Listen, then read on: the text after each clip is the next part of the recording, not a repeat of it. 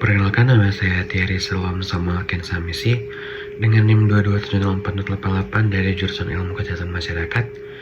Dan hari ini saya akan mempresentasikan topik mengenai penyakit tropis, yang dimana berisi tentang penyakit tropis yang ada di Indonesia. Bagaimana deskripsi salah satu penyakit tropis di sini, saya lebih menjelaskan detail tentang demam berdarah dan juga bagaimana peran Nakesmas dalam menangani penyakit tropis. Jadi yang pertama itu ada perkembangan penyakit tropis di Indonesia.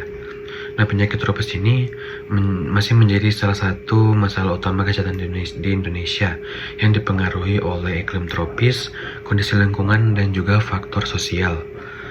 Penyakit seperti malaria, demam berdarah dengue, filariasis, leptospirosis, dan tuberkulosis ini masih sering ditemukan secara luas di berbagai daerah di Indonesia. Nah, walaupun ada juga tren penurunan kasus seperti pada malaria, namun pemerintah juga terus meningkatkan program vaksinasi, edukasi, dan sanitasi untuk mengurangi angka penyebaran penyakit tropis. Nah, upaya ini sangat penting untuk meningkatkan kualitas hidup masyarakat di Indonesia. Yang berikutnya itu ada profil dari penyakit demam berdarah dengue atau DBD. Nah, penyebab dari demam berdarah dengue ini disebabkan oleh virus dengue tipe 1 hingga 4 yang ditularkan melalui gigitan nyamuk Aedes aegypti ya, bukan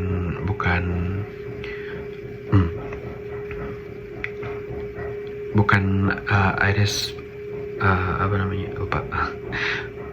Pokoknya ini DBD ini disebabkan oleh nyamuk Aedes aegypti dan nyamuk Albopictus ya.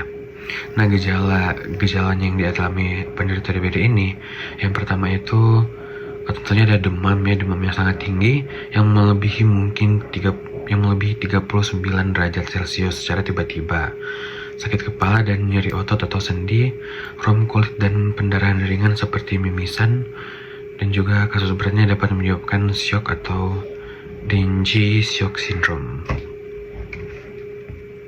Oh ya, nyamuk yang tadi maksud saya itu nyamuk Anopheles ya. Berikutnya ada pencegahan dan pengendalian DBD. Yang pertama itu ada 3M+, yaitu menguras, menutup, dan juga mendaur ulang tempat penampungan air untuk menghilangkan sarang nyamuk. Yang kedua itu ada pemberantasan sarang nyamuk, yang dimana melakukan PSN dan fogging secara rutin untuk mengurangi populasi nyamuk vektor. Yang berikutnya itu ada vaksinasi, di mana memberikan vaksin dengvasia tersedia untuk individu yang pernah terinfeksi sebelumnya sebagai perlindungan tambahan juga. Yang berikutnya itu ada peran tenaga kesehatan masyarakat atau Nakesmas. Yang pertama itu tentu saja ada promosi kesehatan, di mana Nakesmas ini memberikan edukasi tentang pencegahan penyakit tropis seperti kelamburan PSM, demam berdarah dengue, juga kusta. Berikutnya itu ada surveillance epidemiologi, di mana Nakesmas melakukan pemantauan dan melaporkan kasus penyakit untuk penanganan cepat dan tepat juga oleh Dinas Kesehatan.